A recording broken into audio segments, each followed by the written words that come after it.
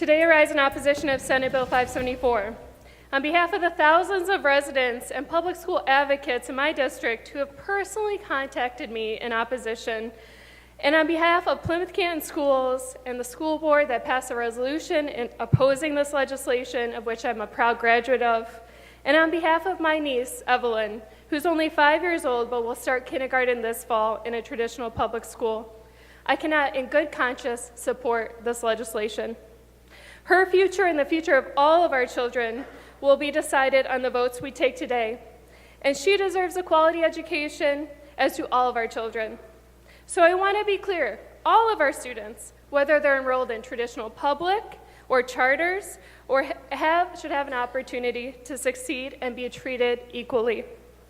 And while supporters of this legislation will argue that this levels the playing field for all students to take advantage of regional enhancement millages, there is one catch.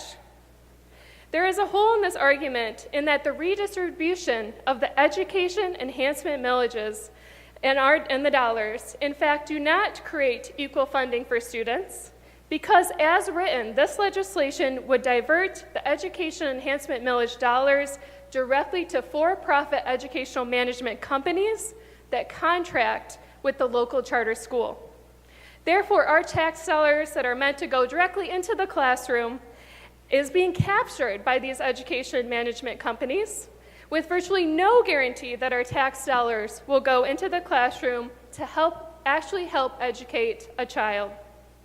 This legislation does one thing and one thing only: steals from our traditional public schools and gives for-profit management companies that oversee and operate charter schools.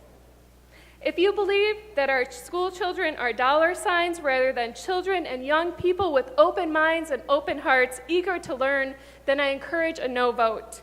If you believe that the freedom to make sure that every child has equal opportunity to succeed and that our hard-earned tax dollars should stay in the classroom instead of going directly to education management organization, I compel you to vote no. And if you believe our education funding system is fundamentally broken and we should not be asking voters to approve increasing local taxes simply to fill budget holes in our local school budgets, I compel you to vote no. And it's a shame that if we really want to follow the money and ensure that our local millage dollars are being used in the classroom, parents have no ability to track these dollars, because charter schools are held to a lower standard when it comes to transparency and accountability of our public dollar. So this is personal for me and for so many families across Michigan. Voters passed in Wayne County an education enhancement millage that allocated an additional $376 per student for Plymouth Canton schools.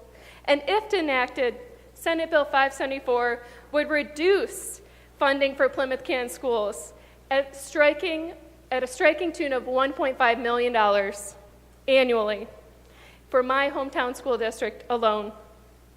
So if one of you have millages in your community, have you had a chance to review how much your traditional public school district would lose under this legislation? And if you haven't, I encourage you to take a look. I am very supportive of empowering parents to make the best decision when it comes to choosing where their child should be educated for their success.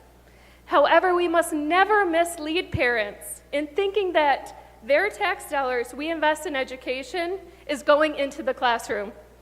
We must take steps now to end the profit motive when it comes to educating our children and stealing tax dollars. Traditional schools have operating expenses that charters do not, most notably our earned retirement benefit system, as well as transportation needs. Enhancement millages were created to allow traditional public schools to offset some of these costs.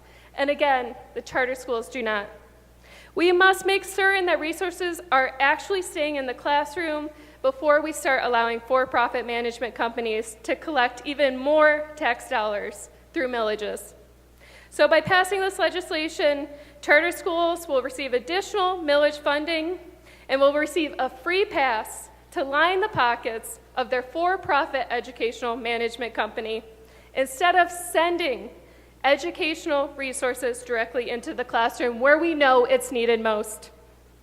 And we need real reform, and I'm willing to work with anyone who is willing to make sure that we have an education funding system that works here in Michigan. But unfortunately, stealing from traditional public schools is not the answer.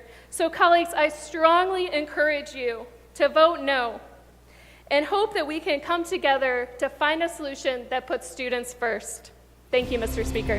Thank you, Representative.